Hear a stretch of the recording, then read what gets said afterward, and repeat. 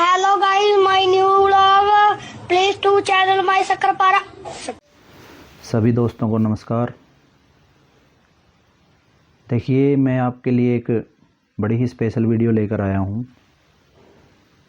लेकिन आज की जो दौड़ भरी ज़िंदगी में हम हर चीज़ को फास्टली चाहते हैं, तो ये वीडियो ऐसी है, आप इसको फास्टली देखने की कोशिश मत कीजिएगा।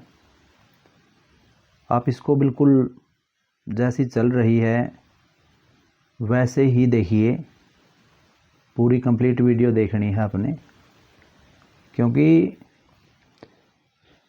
असंतुष्टि जो हमने अपने अंदर पैदा की है वो हमारे लिए बहुत सारी समस्याएं भी लेकर आने वाली है। उसमें सबसे पहली जो समस्या है वो है हमें अपने बच्चों को समझ पाने में कठिनाई हो रही है। लगभग 90% ऐसे पेरेंट्स हैं जो आकर स्कूल में आमतौर पर यही कहते हैं कि सर, हमारे बच्चे हमारी बातों को नहीं मानते, हमें फॉलो नहीं करते। आपके बच्चों के लिए आप रोल मॉडल हैं।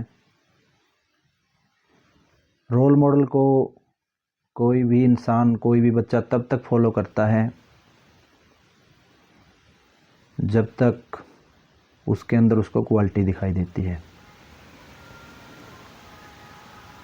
अगर आपके बच्चे आपको फॉलो नहीं कर रहे हैं, आपकी बातों को कम मानते हैं, तो आपके बच्चों को सुधार की ज़रूरत नहीं है, उससे पहले आपको सुधार की ज़रूरत है। क्योंकि अगर आप बच्चों के लिए खुली किताब बनेंगे, उनके लिए कुछ दिन आपकी रेपुटेशन रहेगी, उसके बाद वो आपकी बातों पर चलना कम करते जाएंगे और धीरे धीरे करके चलना बंद ही कर देंगे। तो जो भी अनुभव मैंने इकट्ठे किए हैं, क्योंकि पिछले 20 सालों से मैं एक टीचर हूँ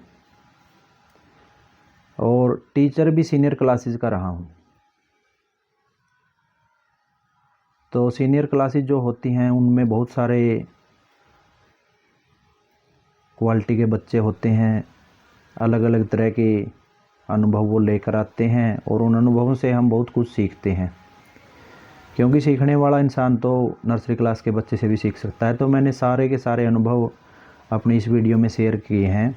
पूरे ध्यान से वीडियो को देखना और लास्ट में अगर अच्छी लगे तो चैनल को सब्सक्राइब और शेयर ज़रूर कर लेना। साथ में अच्छी लगे तो कमेंट भी करना। क्योंकि आप अच्छी तरह जानते हैं, क्लास में हर तरह के बच्चे होते हैं।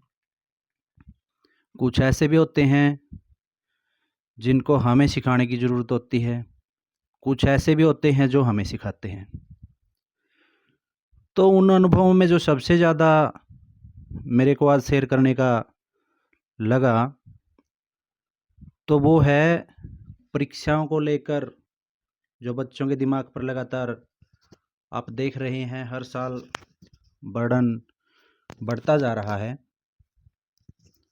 और कई बार ऐसी समस्याएं बन जाती हैं कि बच्चों को गलत कदम भी उठाने पड़ते हैं।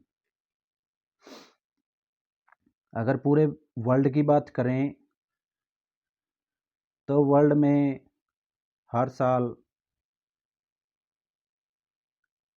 80 करोड़ के लगभग ऐसे लोग होते हैं जो इस बर्डन के, जो किसी न किसी तरह की टेंशन के पूरी तरह से शिकार हो जाते हैं और वो इस प्रकार मतलब एक बीमारी से ग्रसित हो जाते हैं। अकेले भारत की बात करें तो भारत के अंदर लगभग 16 करोड़ ऐसे लोग होते हैं जो किसी न किसी वजह से डिप्रेशन में चले जाते हैं। उनमें से अगर मैं बच्चों का आंकड़ा बताऊं तो लगभग 60%, जो 16 करोड़ लोग ऐसे होते हैं उनमें से लगभग 60% जो हिस्सा है वो अकेले बच्चों का है।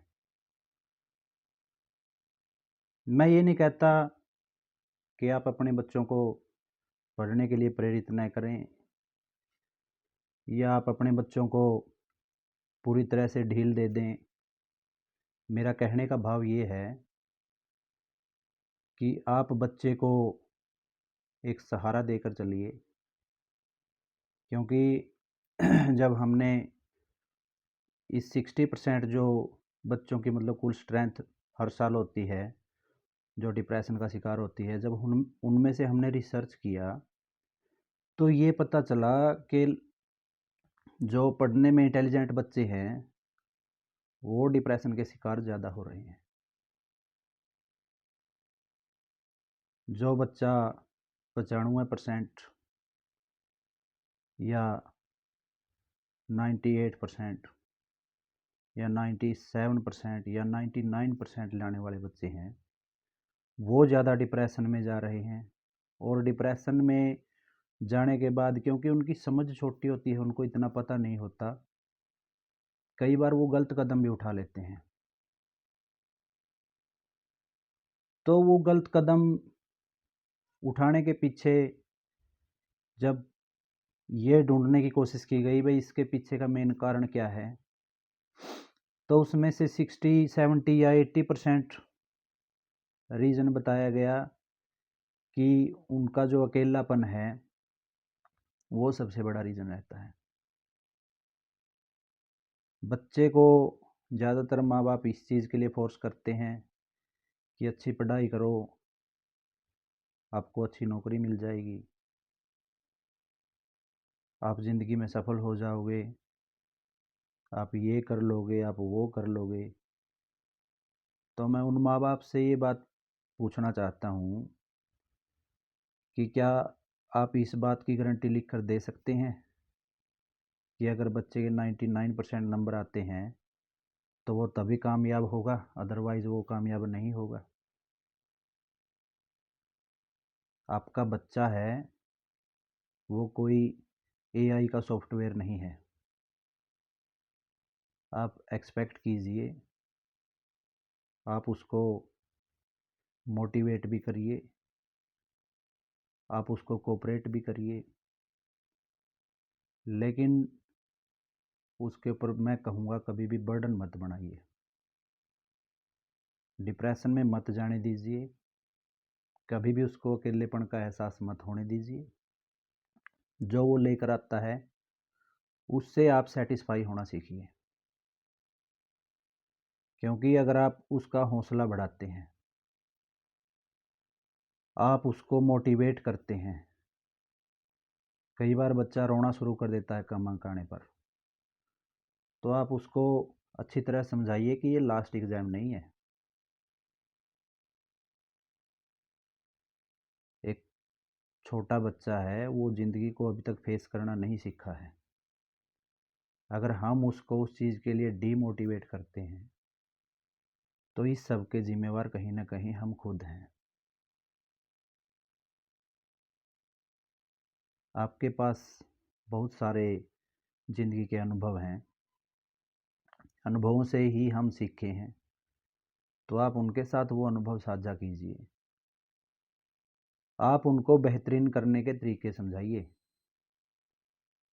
आप उनको बताइए कि ज़िंदगी में आगे बढ़ना है तो कुछ गलतियाँ भी होंगी, कुछ कमियाँ भी रह जाएँगी। हो सकता है कई बार हम असफल या फेल भी हो जाएँ। तो एक बार फेल होने का मतलब ये नहीं है कि हम लाइफ में फेल हो गए, क्योंकि ये तो जो ठहराव है वो तो पूरी प्रकृति का ही नियम है। प्रकृति का जो नियम कहता है कि जैसे सर्दी आती है, जो झरने, जो झीलें, जो नदियाँ बह रही होती हैं वो जम जाती हैं। जो घास हरी भरी गर्मियों में दिखाई देती है वो घास फीकी पड़ जाती है। जो चंद्रमा गर्मियों में बड़ा शानदार रोशनी देता है वो पीला पड़ जाता है। अगर वो ठहराव नहीं होगा तो बहाव कहाँ से आएगा। और सबसे बड़ी जो बात है वो है आपकी सेटिस्फैक्शन की। आपने ज़िंदगी में जितना भी अनुभव लिया है उसमें ये चीज़ सबसे पहले आप रखिए कि बच्चे को इस तरह समझाएं कि वो किसी भी प्रकार का अकेलापन महसूस न करे। अगर वो अकेलापन महसूस करेगा तो उसको अभी डिसीज़न नहीं लेने आते, और अगर वो गलत डिसीज़न लेगा तो बाद में हम उसका कहीं से भी कोई कंक्लूजन नहीं निकाल पाएंगे। उससे बेहतर है कि आप अपने बच्चे के पास बैठिए, उसकी समस्या क्या है उस समस्या को समझिए, जहाँ पर उसको आपके सहारे की ज़रूरत है वहाँ उसको अच्छे से सहारा दीजिए। आप उसको ये मत कहिए कि आप इस विषय में कमज़ोर इसलिए हैं कि आप पढ़ नहीं रहे हैं। आप उसको कहिए कि आप इसकी भी अच्छी तैयारी कर सकते हैं, क्योंकि जब ज़िंदगी को आदमी फेस करना अच्छे से सीख जाता है, समस्याओं से पार पाना सीख जाता है, समाज में तभी वो आगे बढ़ पाता है। जब तक वो समस्याओं में उलझा रहेगा तब तक वो आगे नहीं बढ़ पाता, और जो समस्याएं हैं वो दिमाग को पूरी तरह से ब्लॉक कर देती हैं। तो सभी पेरेंट्स से मेरी ये आशा भी रहेगी, मेरा अनुरोध भी रहेगा कि जो भी कक्षाएं हैं लगभग सभी की एग्ज़ाम बिल्कुल करीब हैं। बच्चे से ज़्यादा बड़ी जिम्मेवारी आपके ऊपर है। उस जिम्मेदारी को समझते हुए आप बच्चों के साथ अपने आप को जोड़िए, उनके साथ बातें कीजिए, उनको अच्छे से समझाइए, क्योंकि समझाने में आपको कम टाइम लगेगा। अगर किसी तरह का कुछ बच्चे नेगेटिव पॉइंट लेकर जाते हैं उसमें आपकी समस्या है जो वो ज़्यादा भयंकर हो जाएगी। अगर इस दौरान मैं कुछ गलत बोल गया हो तो मैं आपसे माफ़ी चाहूँगा, लेकिन मैंने अपनी साइकोलॉजी से, अपने रिसर्चेज से ये सारी बातें आपके साथ शेयर की हैं। अच्छी लगे तो आप जमकर शेयर कीजिए, कमेंट कीजिए। कोई समस्या है पर्सनली आप कमेंट करके मेरे से पूछ सकते हैं, और चैनल को जो नए जुड़े हैं वो सब्सक्राइब कर लेना। Thank you and have a nice day.